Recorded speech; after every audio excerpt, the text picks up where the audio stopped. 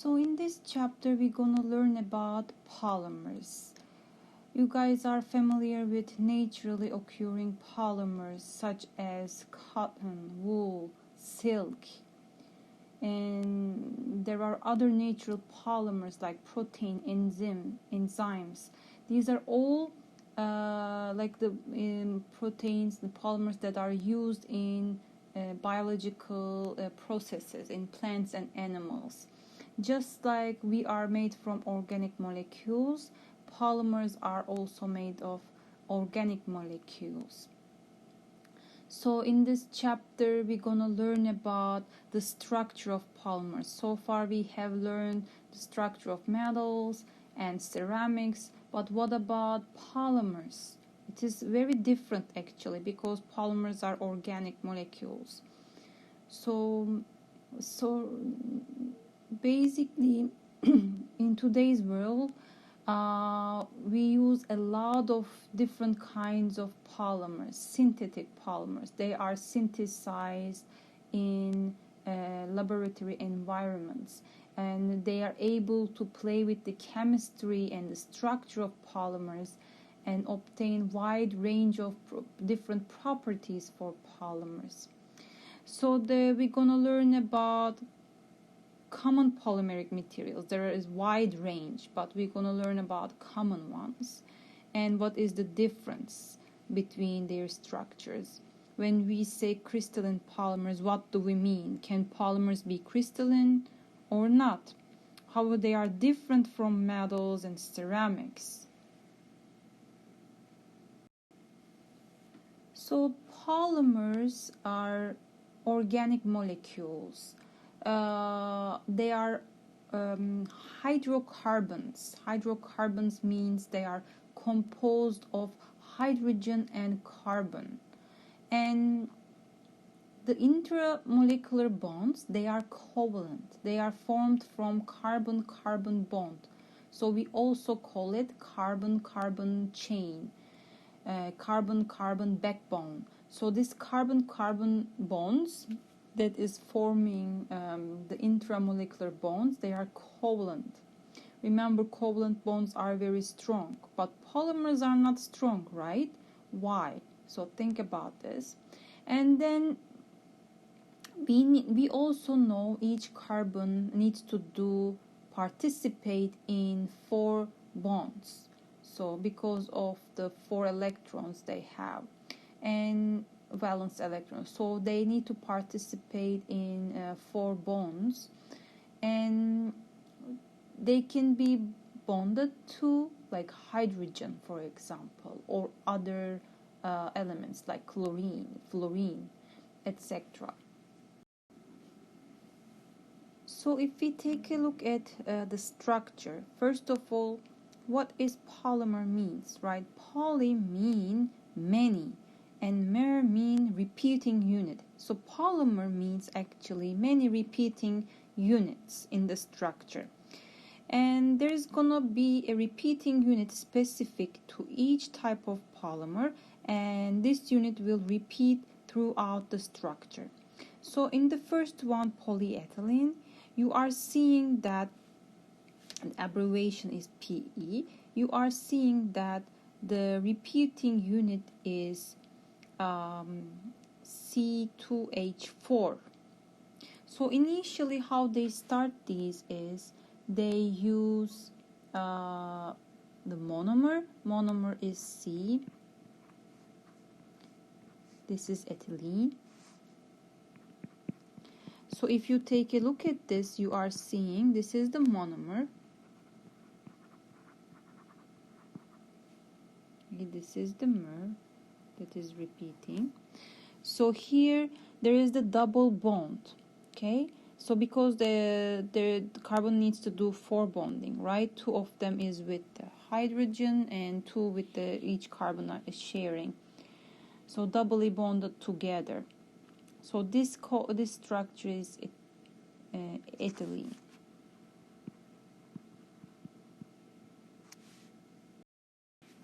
So when we bring a lot of these monomers together, they start to we will see, maybe if we look at the processing, these come together, and the carbon double bond open up and then start to connect to other units. Okay, that's why, since this is the starting monomer in the process, the repeating unit is shown with two carbon. There is two carbon in it, because the starting here monomer is the same structure. Okay. So this double bond in between opens up, and these monomers are started to link to each other, forming a long carbon backbone, long carbon chain for polymers. Okay.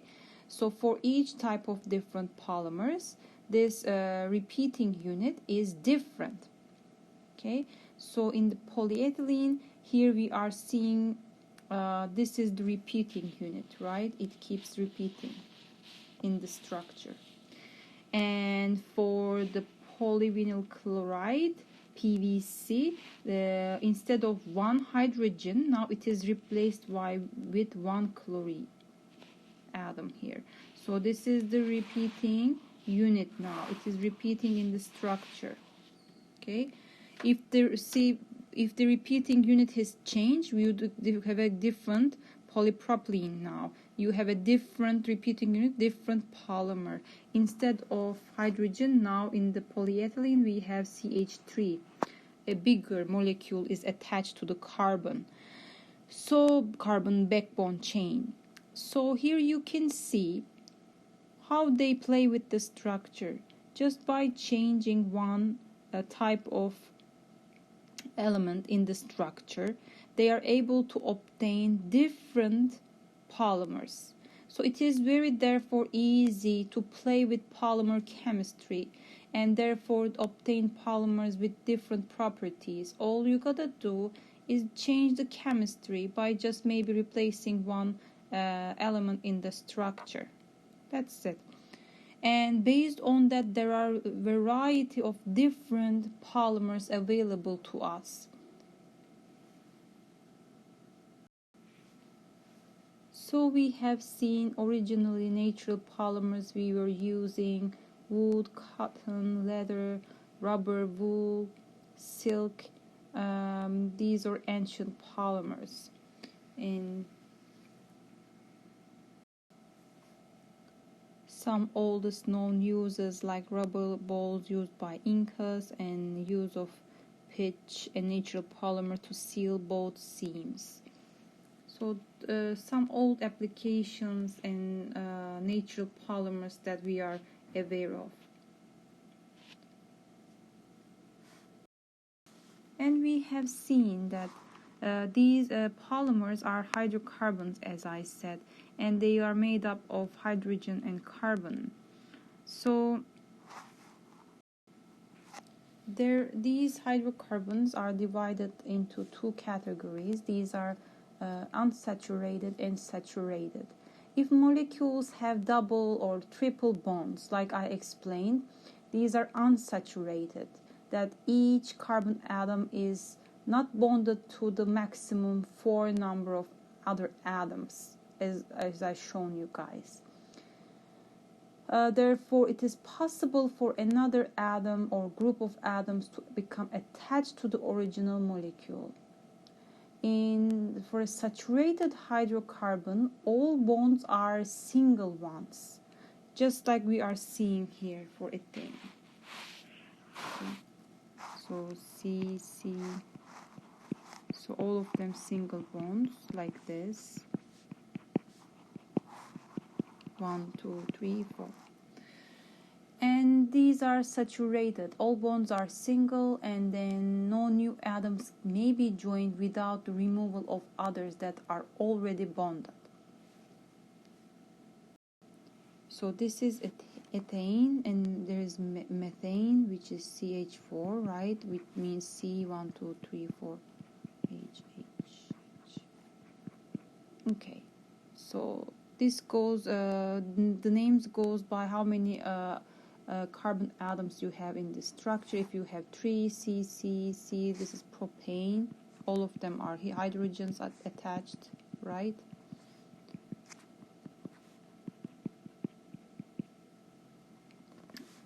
So they have different names. But in saturated hydrocarbons, the summary is here: each carbon singly bonded to other 4 atoms. And this is one example here we are seeing. So in this table we are seeing some of the hydrocarbons that we have talked about, like methane, ethane, propane, and butane. These are, as you can see, as the structure is changing, their physical properties like boiling point is also changing, and you can see the composition. Don't memorize. I'm not gonna ask for this table, okay? For this table I can ask a structure of a polymer and ask what type of a polymer is that. I'm gonna tell you those. But for methane, ethane, this table you don't need to memorize, but just get a general idea how the names of hydrocarbons are changing and how basically boiling temperatures depend on the structure, and with increasing molecular weight, as you can imagine, number of atoms in a molecule is increasing, right? As increasing a molecular weight, the boiling point you see also increases.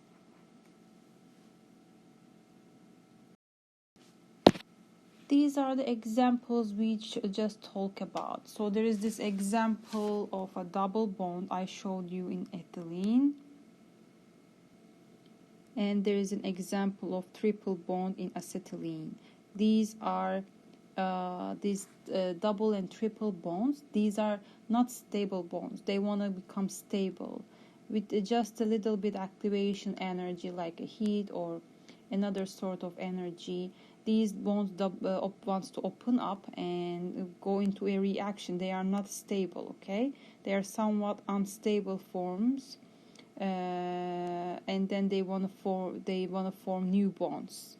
So these are unsaturated hydrocarbons, as I explained. So what is isomerism? This is hydrocarbons with the same composition, but they might have different atomic arrangement. This is what we call isomerism. Those are isomers, when two compounds have same composition but different atomic arrangements, because atomic arrangement can change everything. Remember, the way atoms arrange can change all the properties of a material. Okay, so even though you might see the two structures have the same chemical composition, same chemical formula, their structure can be different. So we are given an example. A very complex structure is here, an octane structure, C8H18. So octane structure, you can see 1, 2, 3, 4, 5, 6, 7, 8 carbon and 18 hydrogen, right? 1, 2, 3, 4, 5, 6, 7, 8, 9, 10, 11, 12, 18.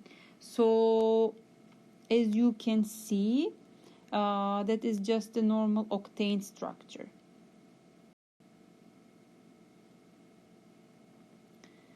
This has the same composition, and it is called 2,4-dimethylhexane.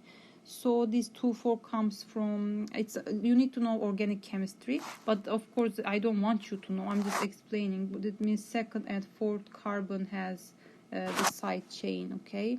Dimethyl means D2 methyl has, okay? So anyhow, just that's, you don't need to know nomenclature.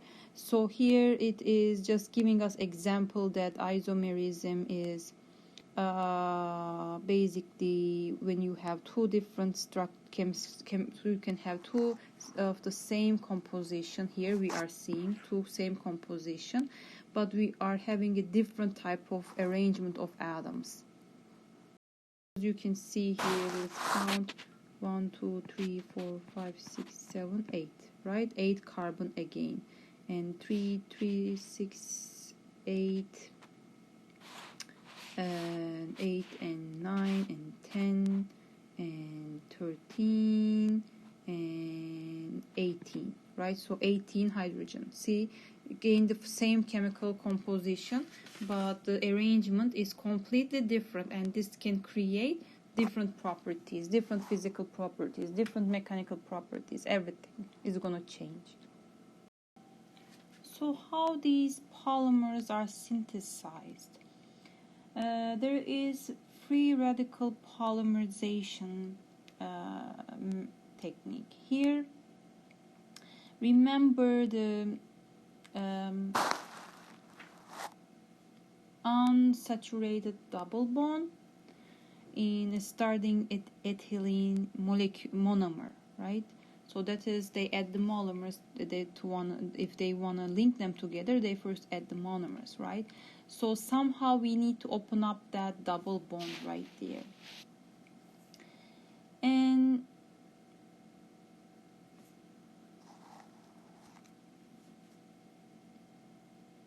the process begins when you add R with a dot, means this is a free radical. This is like initiator or catalyst species that is gonna help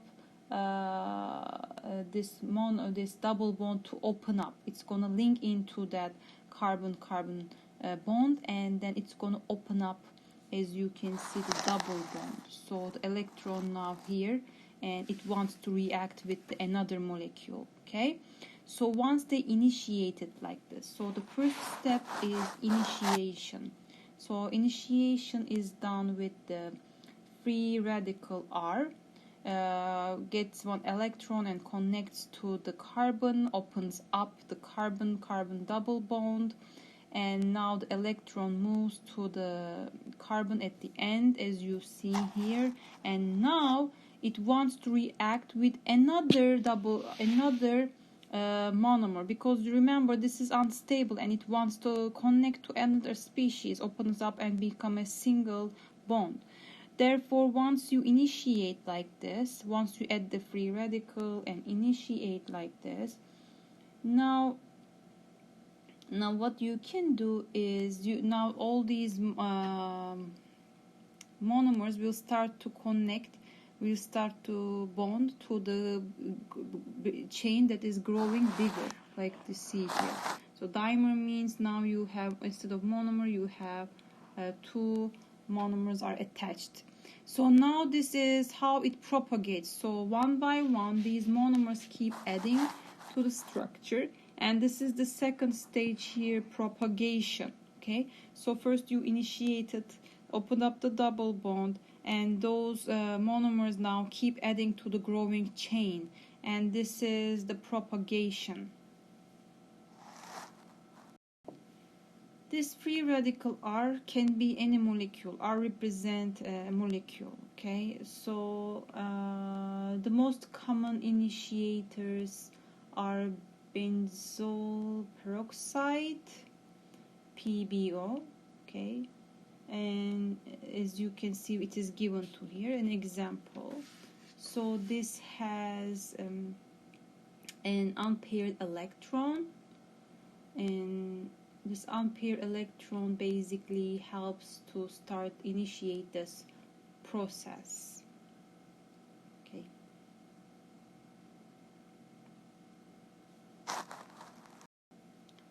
Now what happens there, once this process is done, it will be done when the amount of monomers you added to the system is consumed, right? You might have like millions of these, and when all of them are linked to the chain, and then all of them opened up, and the reaction will come to an end.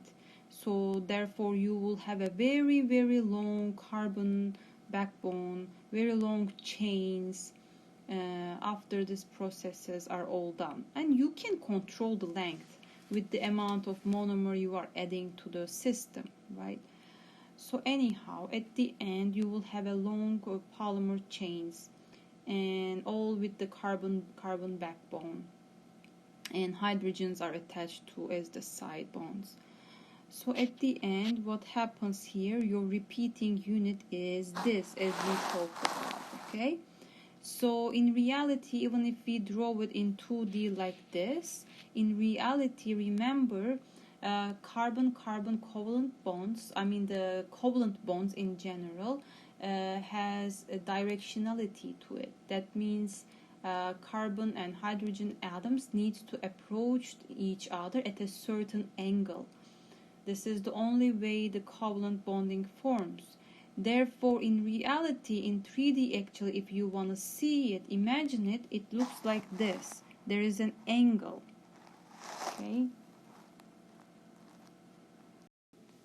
So you might think that in this representation, it's actually what it looks like the single bonded carbon atoms has an angle of 180 degree between each other, but that is not the truth. That is in reality, in real 3D, it looks like this one, okay? And there is an angle close to 109 degree, okay? So this is three-dimensional model. We see the zigzag pattern, okay? This is the zigzag pattern that actually forms. So these are carbon, carbon, carbon, carbon, okay? Okay, hydrogen going back, back, towards us, back, back, towards us. So those are the hydrogens, okay? So there is an angle, okay? And so we are given an example here. Polyethylene is actually a long chain hydrocarbon. So this carbon chain is very long, okay? But paraffin wax is actually the same chemistry, polyethylene, but the chains are shorter than that, okay? Again, as I said, you can control the length by controlling the amount of monomers you are adding to the reaction. Now this table is important, right? You familiarize yourself with different type of polymers and their structure. Like polyethylene, we just learned every repeating unit is C2H4. So 2 carbons in the backbone and 4 hydrogen. So if you replace one of those hydrogen with chlorine, you are getting PVC structure. You learned that. If you replace all those hydrogens with the fluorine, then you have PTFE, polytetrafluoroethylene structure. Okay, so these are getting bigger, of course, in the reaction, right? I'm just showing you the repeating unit here like this. It is bigger. So millions of these repeating units are coming together. It's very big. Okay, so there is polypropylene. We've seen if we replace hydrogen with CH3 molecule here, and polystyrene.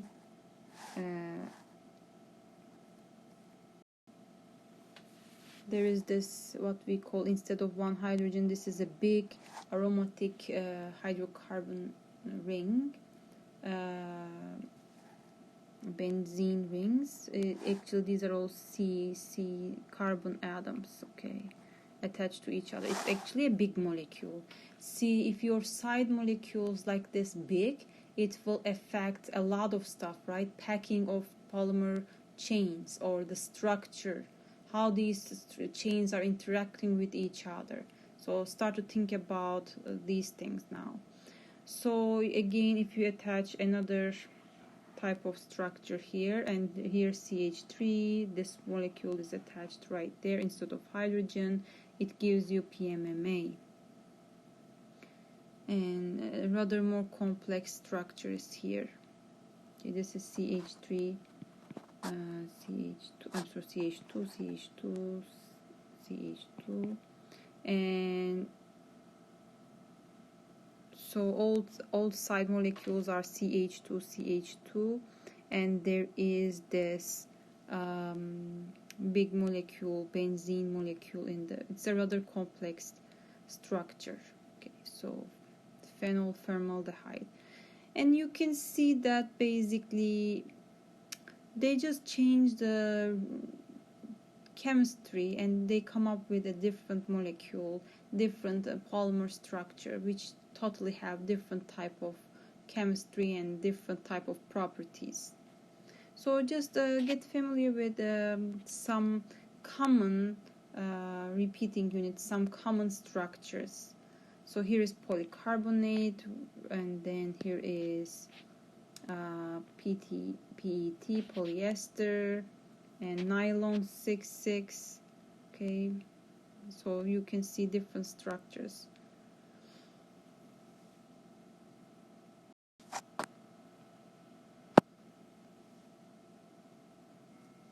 And here you can go online to virtual material science and engineering software and look at the repeat unit and polymer structures.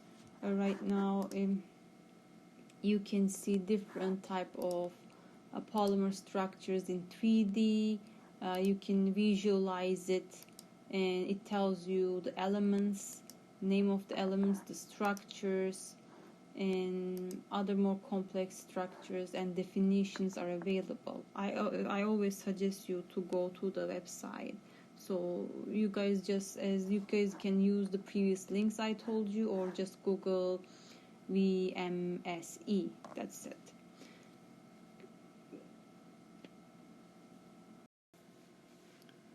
Okay, definition of molecular weight for polymers.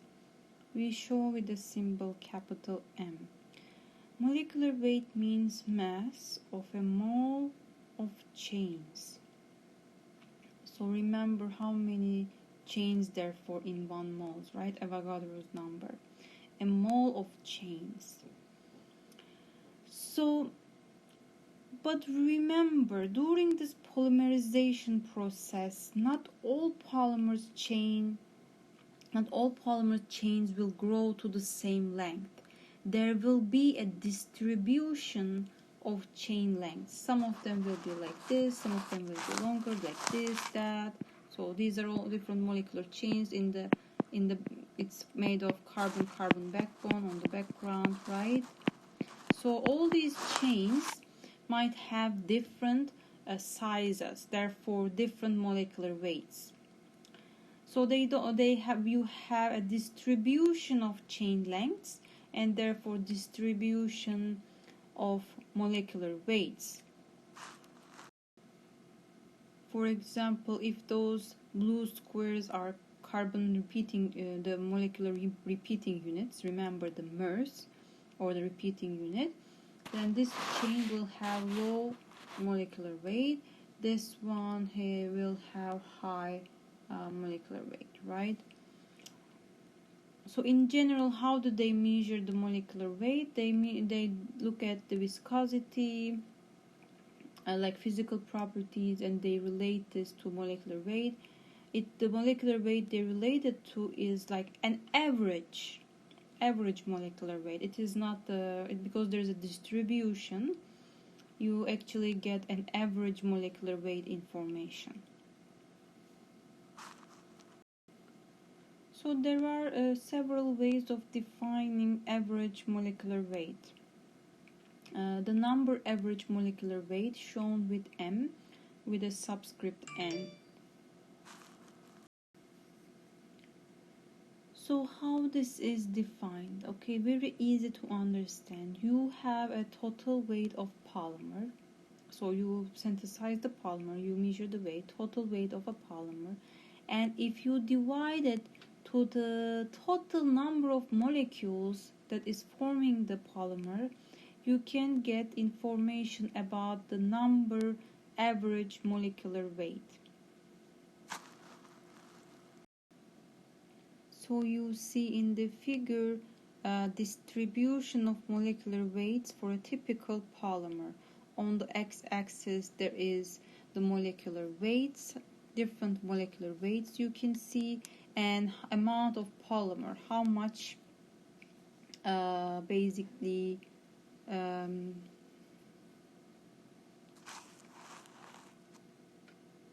it can be on the x-axis the number of molecules or fraction of molecules.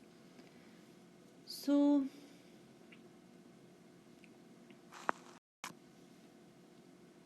So the number average of molecular weight can be expressed as this way.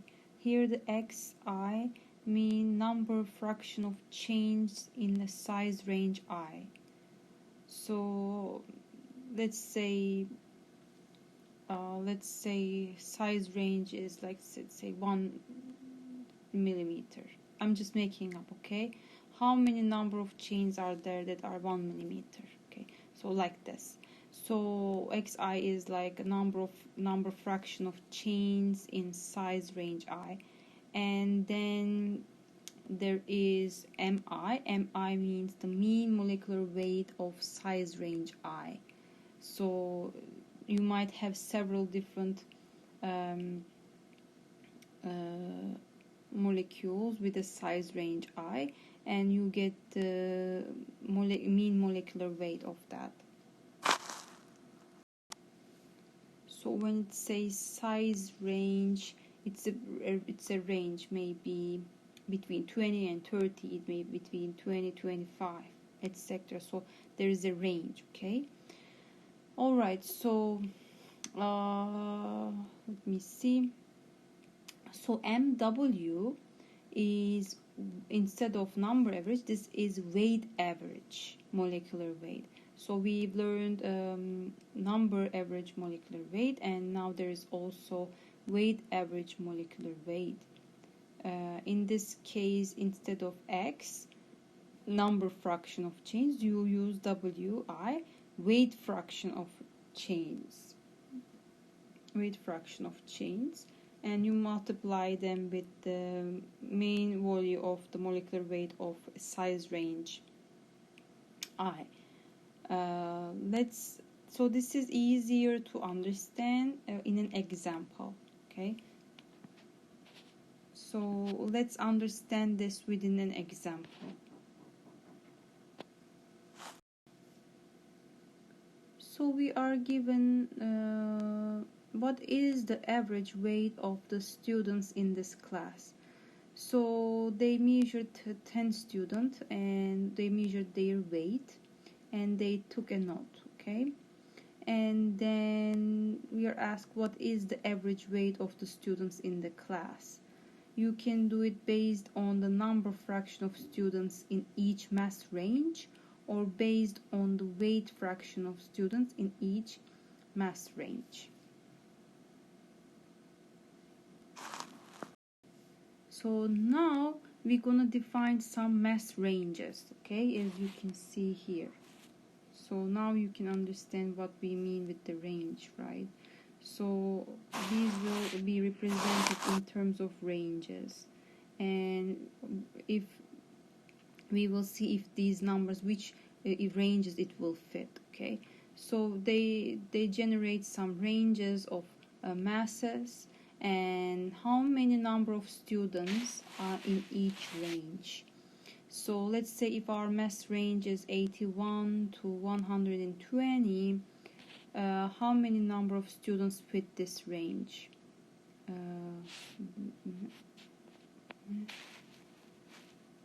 This, right? Only 2. So we put 2 here. So if our mass range is 121 to 160, how many numbers? 2, right?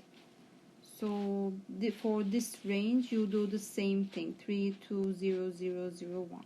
So we defined the mass ranges, and then we looked at our data and how many number of students are there in each of these range.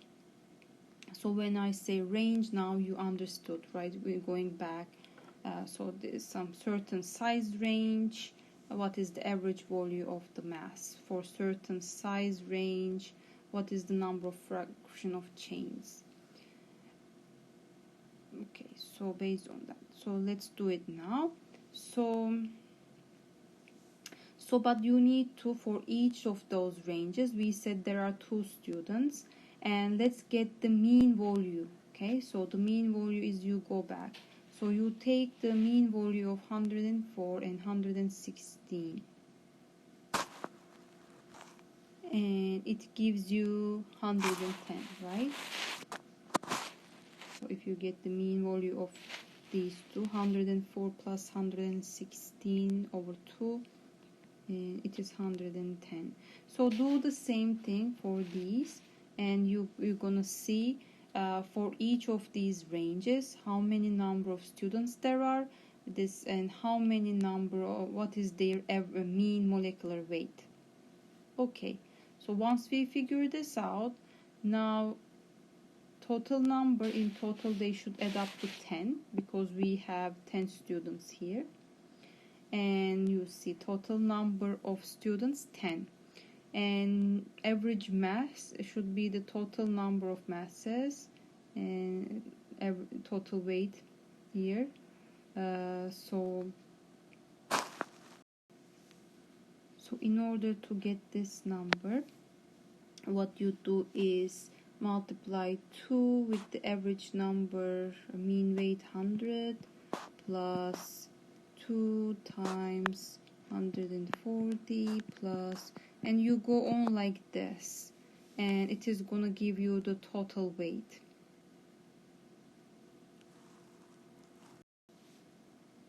Actually, this is the same number as you would obtain if you go ahead and calculate all of these. It should give you the same number. Okay, so this is the total weight, but we obtained it in a different way. We multiplied each of these number of students in each of those size ranges with the mean weight. Anyhow, that's how you obtain the mean weight, right? You sum those weights and then divide it to 2, then it gave you 110. So that's the same way of finding the total weight. And now what you can do is calculate the number and weight fraction of each students in each weight range. So how are we gonna do it? So if you want to figure out number fraction xi, that was what we are talking about. For example, you obtain an I which is 2 for the first size range, right? Between 81 and 120. You have 2 students, okay, and you divide that into how many number of students. So you have 2 students, overall you have 10 students. So you divide this, that's your number fraction. So fraction of students in that size range. So there it goes, explains the number fraction of chains. Okay. So within that size range, what is the fraction of students that has that fits into this size range? It's 0.2. And for the weight fraction, though, you're gonna use the weight information. So within this weight range here again, and what is the total weight here is 2 times 110.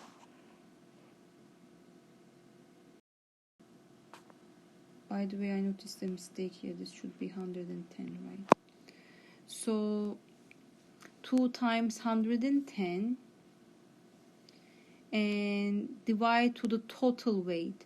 So this is the total weight of the students. If you sum all these up, that is gonna give you the total weight.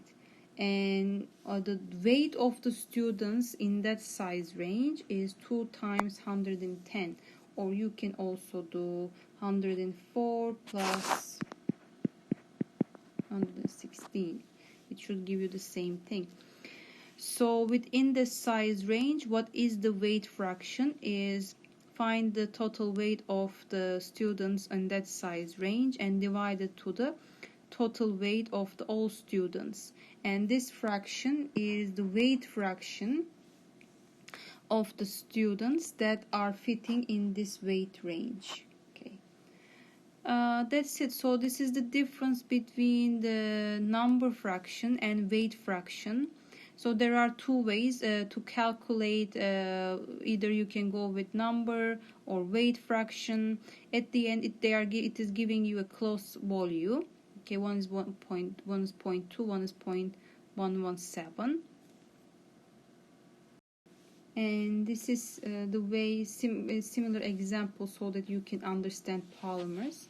So based on this information now, we can calculate what was asked for us to find the based on the number fraction, find the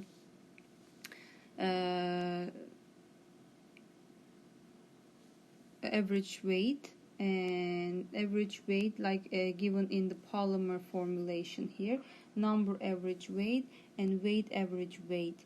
And now we can plug in this information into our formula. So you have weight range for each student, and how many number of what are the mean weight fractions, what are the mean weight for this size range, for this weight range, and we have calculated this for all. You can do it. So what are the number fraction and weight fraction? We have seen how this is calculated. And these are, you can do it yourself. And then what you can do is now plug in this information into our formula to calculate the number molecular weight and weight molecular weight. And you see how it is done, right? It is 0.2 times 110 plus 0.2 times 142, and it goes and goes, and it gives you a number average weight. And then there is weight average weight, and this is using this information here, weight fractions. So this times that, that times that, that times that, and you sum up all of these, and it will give you another average based on the weight fractions. So as I said again now, just look at this example, and you can look at the example in your book also. At the end, the summary is there are two ways we have learned to define the average molecular weight in polymers, and one is based on number average molecular weight, the other based on mean molecular, the other is based on weight average molecular weight, MW. And you can use these two techniques, and there is the difference you are seeing. Number average molecular weight is smaller, and you can see that here also. And so there are two ways. These two are ways to calculate the molecular weights of polymers. This is happening because we have a size range or molecular weight range, and we don't have, all molecules have different sizes. They don't have the same size. We can just take the average off. If they all have the same size, I can just take the average and write. It's very easy. But then we don't have this. Each of them has each sizes, it has its certain amounts. Therefore, these formulations are being used. So number fractions and weight fractions are first calculated and then plugged in the formula. And what this example is showing us and giving us an understanding in what is the difference between number fraction and weight fraction, and how we use it to calculate the average weight of the students in the class. There are two ways, as we said, and this is the way to calculate a molecular weight of polymers also. You're gonna calculate the number fractions and weight fractions, and then for different size weight ranges, find the mean volume, etc. So we have seen. Okay. So now we're gonna learn degree of polymerization, dP, which is average number of repeating units per chain. Basically, this is a way to express average chain size of a polymer, okay? So which is basically average number of repeating units in a chain. So we are given an example here. So we are given a polymer chain. Here you see 1, 2, 3, 4, 5, 6. So 6 repeat units here. So if you want to figure out average number for all of the batch, so this is the formula, okay? You calculate first the number molecular weight, okay, number molecular weight. So if you look at the problem example in your book, so they calculated the number molecular weight from an experimental data, and that's where they found, okay, so if you take a look at the example problem 14.1, you're gonna see from an experimental data they calculate. So for this example it is 6, you can see this one has 6, but the formula for this, okay, the formula for this is for a whole batch of polymers you need experimental data to calculate the degree of polymerization, and it will have, the problem has to give you the molecular weight range and mean value of the molecular weight at those size ranges, and then weight fraction and the number fraction x, and for each of those size ranges, and then you should be able to calculate a value for the number molecular weight, just like we did here, okay? Here we calculated 188. So given the problem, if the problem gives you experimental data, by plugging into the equation this one, you are able to calculate the number molecular weight. And this number molecular weight, you divide it into the average molecular weight of repeating units, this one.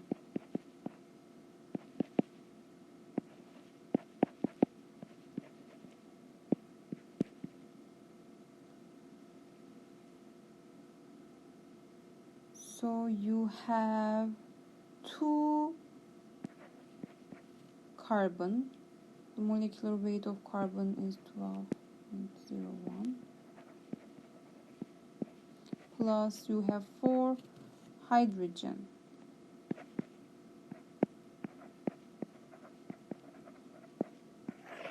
Okay, and if you do that, obviously what you are doing is you are dividing the overall mass into the mass of a unit, repeating unit. It will, okay, of course, give you the number of repeating units, right? The degree of polymerization. So that is the whole idea. Take a look at the example from your book, okay?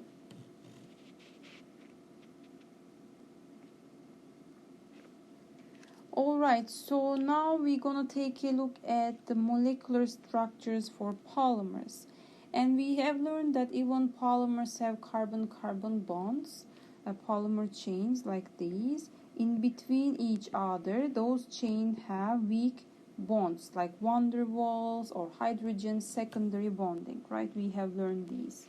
So these are the carbon chains, and then in between each other, we have weak bonds. And now, molecular structures for polymers, they can be just linear like this, okay, or they can have branches, so each chain have side branches like that, or they can be cross-linked or each chain can be attached to each other not with the weak forces but covalent forces. Or it can be a network structure like this. Okay, these are the repeating units, and this structure will repeat itself like that.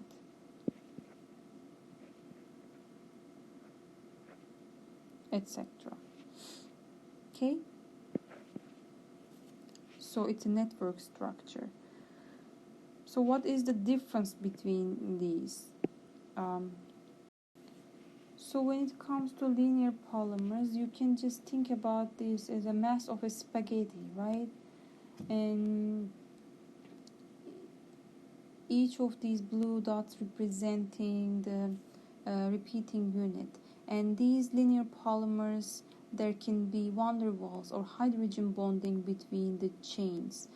Common example to linear structures are polyethylene, polystyrene, PMMA, nylon, fluorocarbons, PVC. All right. And branched polymers. Do you guys remember silly putty?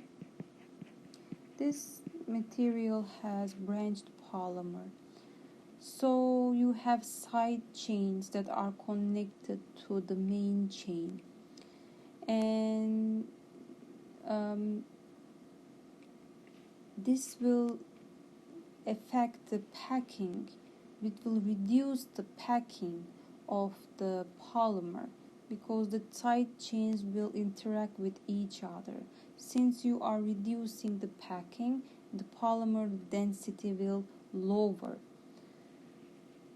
And also it will affect mechanical properties because when you stretch the structure, in this case, the polymer chains can easily slide over each other. Okay, but when you try to stretch this structure, the side chains will entangle to each other and it's locked. Structure is locked and the chains cannot freely flow over each other. So you are actually, when you're doing branching, you are actually strengthening the structure.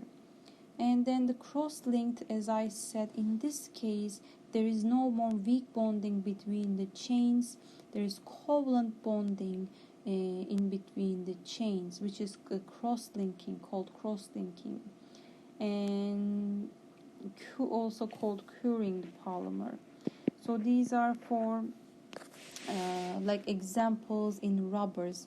The car tires we have, they are cross-linked polymers, very strong.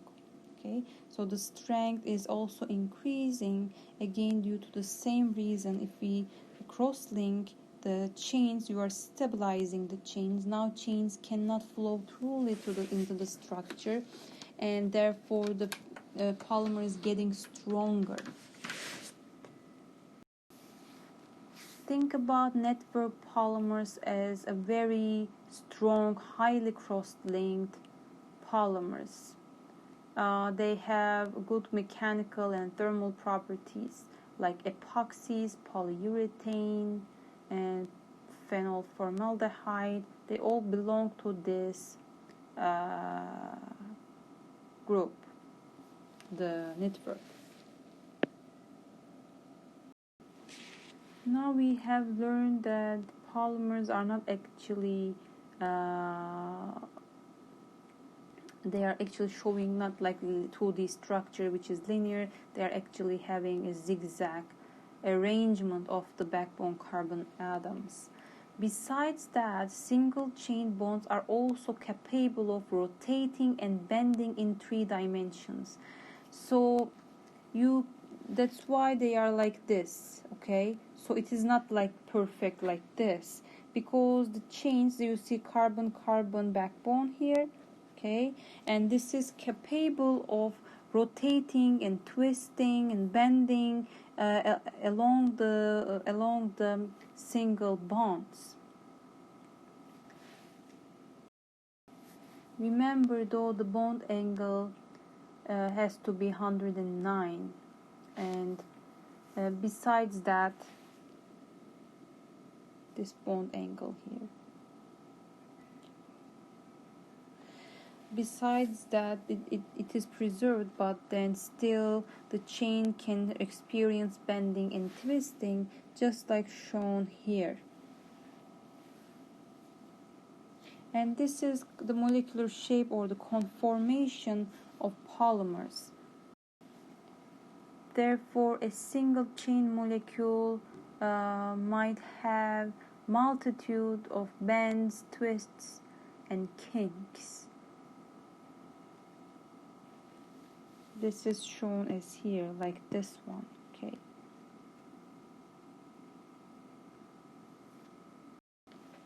This type of bending and coiling and twisting of the polymer chains actually leads to extensive intertwining and entanglement of neighboring chains. And think about all these structures are like this. They are, of course, right, different molecules are just entangled because of this conformation of polymers. So this is why it is important, because the molecular entanglements of the polymers are responsible for the understanding the characteristics of polymers, like all of the mechanical properties or thermal characteristics can be explained by the chain's ability to rotate or entangle. Here you are seeing, as I showed you, representation of a single polymer chain molecule that has numerous random kinks and coils produced by chain bond rotations. And this is how chains are actually in the structure, okay? So the R is shown is actually what we call the chain end-to-end distance. So it is not like chain is stretched in the structure like this. It is actually like this in the structure, like this way, okay? So this R is some parameter polymer scientists use during studying polymer structure. It is called chain end-to-end distance. As you can see, as I shown with this, my illustration is therefore this R end-to-end distance. It is actually much smaller than the total chain length. If you actually stretch this, total chain length is gonna be very big, but R is just end-to-end distance.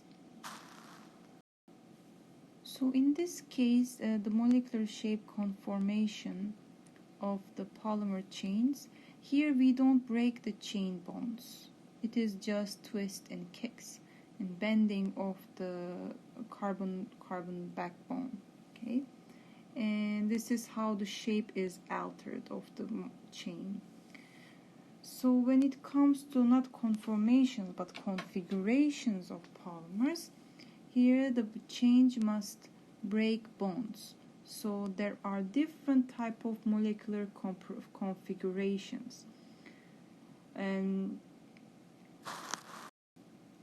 for polymers having more than one side atom or group of atoms bonded to the main chain, the regularity and symmetry of the side group arrangement can significantly influence the properties. So besides everything we learn molecular structure, like we learn linear, branched, cross-linking, and network polymers. All these affect properties.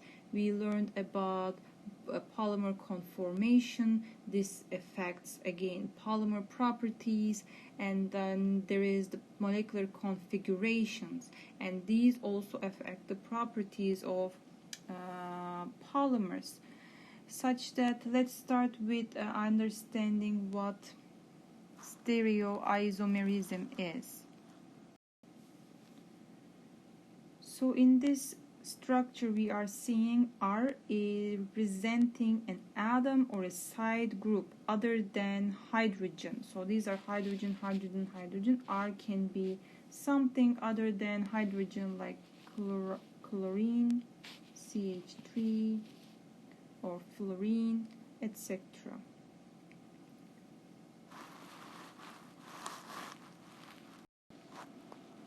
Stereoisomerism denotes the situation in which atoms are linked together in the same order but differ in their spatial arrangement, their arrangement in space. So, for example, the R group, one arrangement is possible when the R group, R side groups of successive repeat units are bound to alternate carbon atoms as follows. So HH, so HR, HH, HR. Okay, so every alternate carbon atoms, the R units are attached. So this is when we mean the atoms are linked together in the same manner but differ in their arrangement in space. So that means that the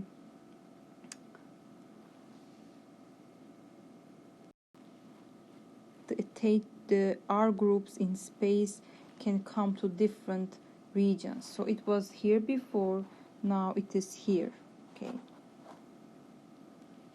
And so stereoisomers are mirror images like shown here, but they cannot superimpose without actually breaking a bond. So you cannot superimpose this one to this one. Okay, so it is only possible if you break the bonds.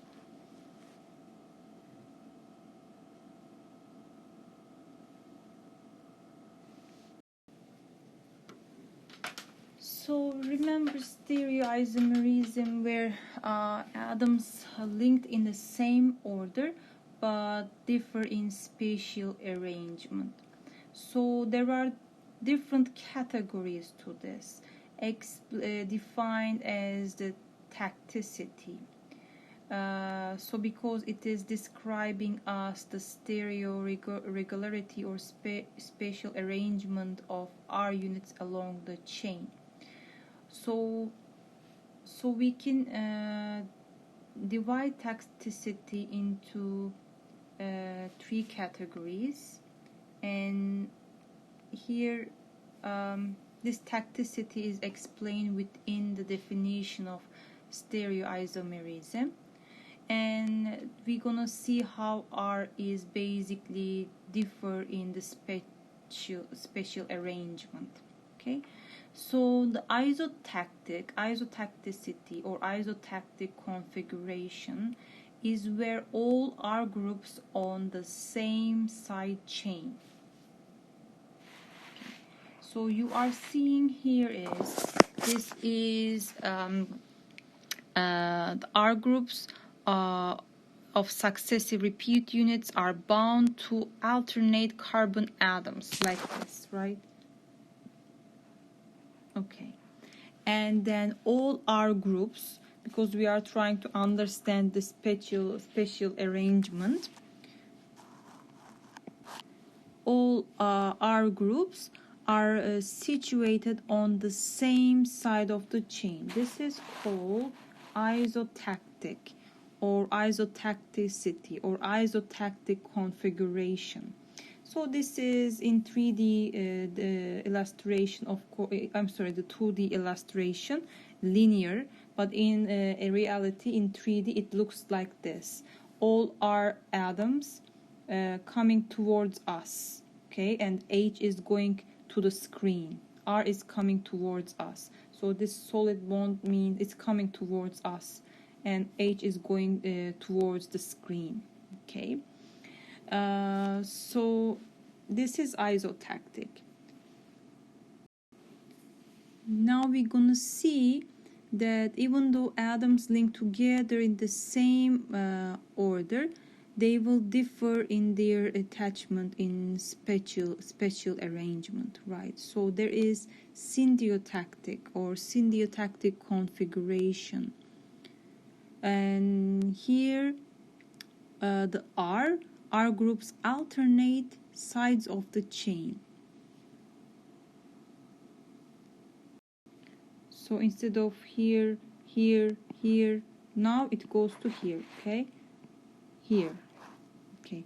So that means it's in one carbon, it is coming towards us, then it is going into the screen. It is coming towards us, it is going into the screen. So this is syndiotactic.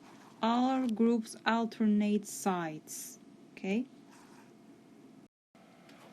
Now you understand the stereoisomerism, meaning the atoms linked in the same manner, but here their special arrangement is being different, and we are seeing isotactic configuration, syndiotactic configuration, and also there is atactic configuration. Okay, in atactic configuration we cannot say anything about how R's are attached. It is because it's randomly positioned. It can come to anywhere, can come towards us like this, or can go towards the screen, towards us.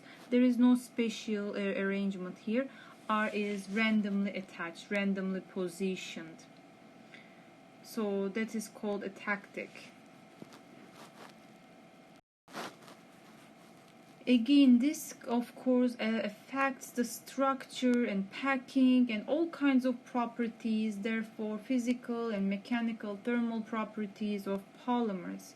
So beside having a different type of molecular conformation, molecular structure, and now polymers can have different configurations depending on how this side chain is attached to the structure.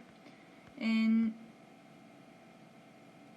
now besides that stereoisomerism, there is geometric isomerism, and we call this cis-trans isomerism. So this is possible within repeat units having a double bond between chain carbon atoms. So bonded to each of the carbon atoms participating in the double bond is a side group. You can see here, okay, and CH3 and hydrogen. So this is the chain is going on here. So this is the side groups. So this side group may be situated on one side of the chain or opposite, like this one, opposite side of the chain or the same side of the chain. For example, in cis configuration, cis isomerism here, in configuration here, we are seeing that the CH3 group and the hydrogen atom, they are positioned on the same side of the double bond, and this is actually cis isoprene, which is natural rubber structure. And in trans structure, CH3 and the hydrogen, they are on the opposite sides of the double bond. This is called trans isoprene, trans. Cis and trans, they have distinctly different properties. And conversion of trans to cis or vice versa is not possible by just chain bond rotation. Because the double bond is extremely rigid, and So we have seen that we can characterize polymers in terms of their size, shape, and structure. We have said that we have defined molecular size in terms of molecular weight, and then we relate the molecular shape to twisting, coiling, bending, and we have seen structures like linear branch, cross-linked. All these are possible, all these defining the properties of polymers. And there is also another way to characterize polymers, because scientists are trying to figure out new ways to synthesize new type of polymers every day, and they come up with different type of bonding for polymer structures. So in this case they define copolymers.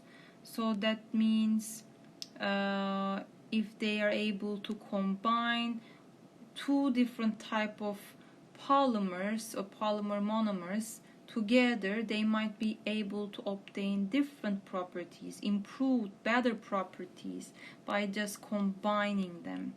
So in this case the copolymer comes. So two or more monomers are polymerized together, and A will represent with the red dot and B will be represented with the black dot.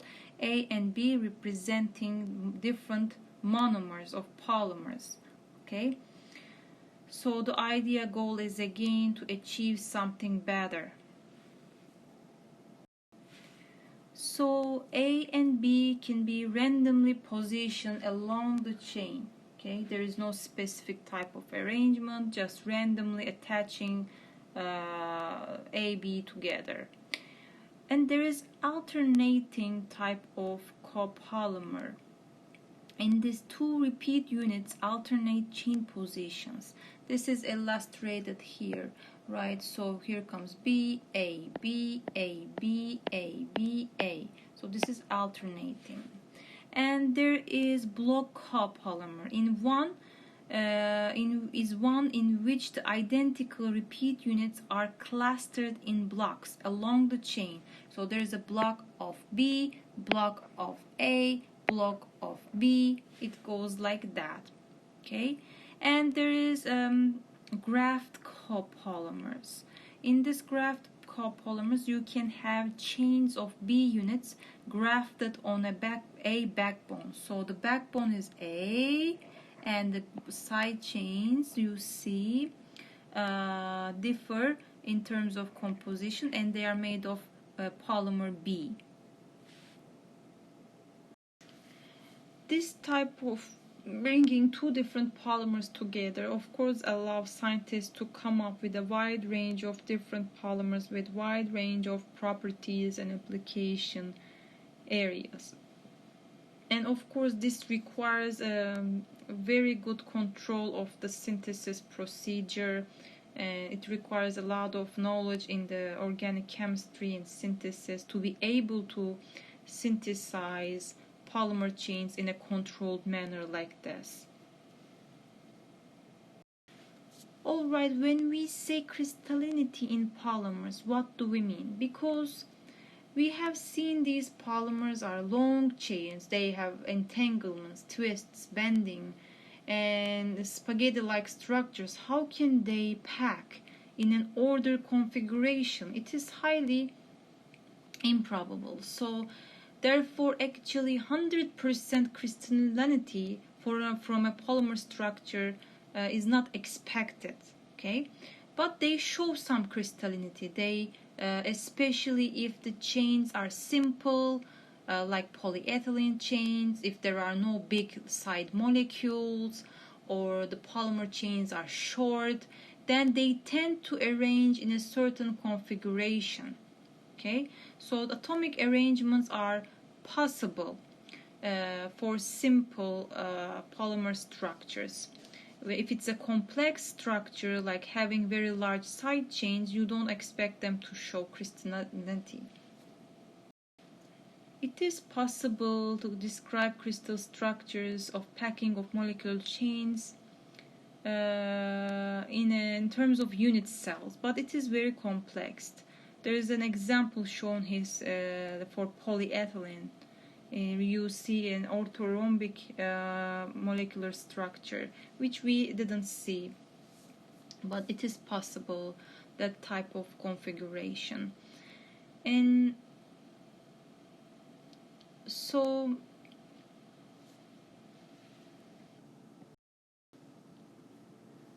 we can say the size, complexity of the polymer molecules affect their crystallinity then. And there cannot be 100% crystallinity, but can be regions that have, we can say they have crystalline regions within a polymer, within an amorphous structure. So when polymers, remember, they are like entangled like this, they cannot get in an order. This structure is called amorphous, right? We have learned amorphous means there is no long range order. So within this amorphous matrix, polymers can have crystalline regions, and we call these semicrystalline polymers. So crystalline regions dispersed within the amorphous matrix. So crystalline regions in a polymer, suppose you are seeing from a microscope, so there is a random arrangement of chains, whatever, and then crystalline regions will be like this. There is this chain is folded in a certain order like this, in some regions, because it's some simple, it can form or crystalline regions. So these are the crystalline regions. This is a semicrystalline polymer. On the background you have amorphous regions, and these are called crystallites. Okay. These are forming the crystalline structure among the randomly oriented molecules on the background. And it is basically chain folded model is trying to explain how these crystal regions form, like arrangement of chain. They are folded like this one, okay? Assume you have a hose and you are trying to put your hose into the hose being here, your polymer chain, and you are trying to put it in your drawer. You will fold it like this in an order, right? And it's like that. Oh, okay, so it's shown here, as you see. So polymers are rarely 100% crystalline, which it never happens.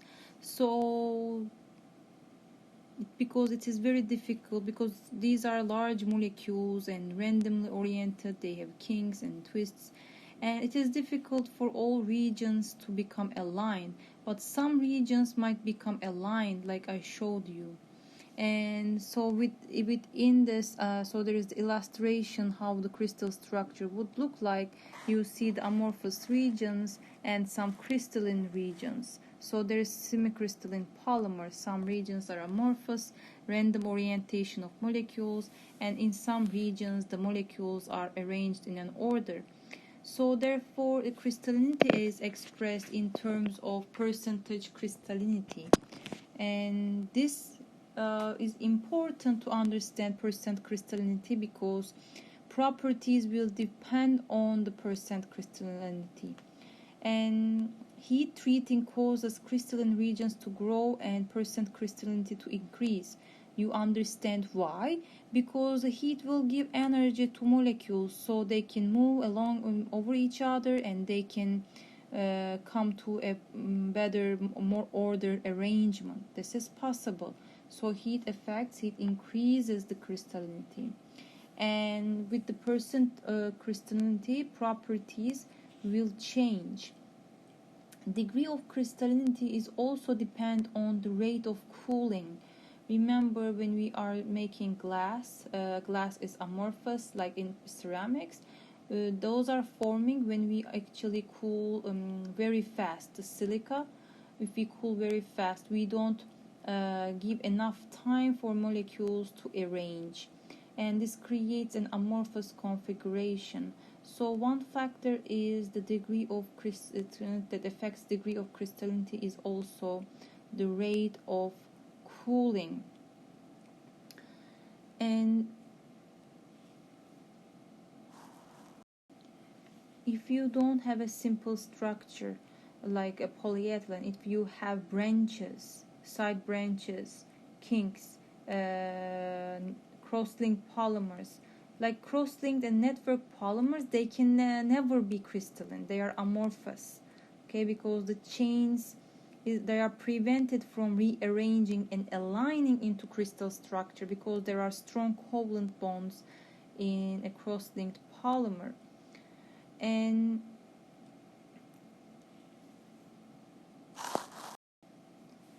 we said physical properties are affected with influenced by degree of crystallinity, and crystalline polymers, you could expect them to be stronger, more resistant to dissolution and softening by heat, because there are more interactions. You are increasing the number of chances in terms of in terms of the bonding, number of bonding increases in between the chains, and you can see how far away they are from each other, but here there are more number of interactions in between the chains in terms of secondary bond, and this increases the strength of the material. So the structure of crystalline regions may be deduced by examination of polymer single crystals, which may be grown from dilute solutions. These crystals are regularly shaped thin platelets, approximately 10 to 20 nanometer thick and on the order of 10 micrometer long. And these platelets form a multi-layered structures, and like the shown in the micrograph of a single crystal of polyethylene, like this one. So the molecular chains within each platelet folds back and forth on themselves, with folds occurring at the faces, and this structure is what we have seen here. Okay, it's called chain folded model. So this is to study the crystalline structures of polymers and trying to come up with an explanation of how they form basically. And then of course these single crystals, when they are studying the crystal formation in polymers, they are done with slow and carefully controlled growth rates. So many propolymers that are crystallized from a melt. So you have a molten polymer and then you solidify it, and it will form a semicrystalline structure, and it will form a spherulite structure like we have seen here. Okay, and in this illustration you are seeing different regions, like this one, and all of these. If we zoom in, it will look like this. It is an alternating chain folded crystallites like these, okay, and with amorphous regions in between. So this spherulite structure is forming at relatively rapid growth rates. You can consider these spherulites as you see here, right? They look like the grains in the polycrystalline structures like metals and ceramics. So they look like the grains. And each of these spherulite has crystals and amorphous material. And this all like polymers like polyethylene, polypropylene, PVC, these when they crystallize from melt, they form this spherulite structure actually. So each of these starts from nucleation in the center, and crystalline spherulite is growing, and crystallites are growing from this nucleation side with some amorphous material, and when they come across to each other, they form like they stop growing and they form these grain type of spherulite structure. So what type of microscopes are used to study the structure of polymers? See, polymers are not conductive. And therefore, it is difficult to use electron microscopy in imaging polymers because they are not conductive. So there are other techniques like cross-polarized light microscopy. So they are using polarized light, and which is passing through the polymer structure. And when they do that, you can see how in this image, when the polarized light is being used, how actually these spherulite looks like under microscope, and you can see each spherulite. So here you see they show us Maltese cross appears. It is some about polarized like microscopy. It's like interference figure when what happens like this when this polarized light interacts with the polymer structure. Okay, so you see amorphous regions and crystalline regions will interact with the light differently, right? And that is why this type of patterns appear in the microscope basically.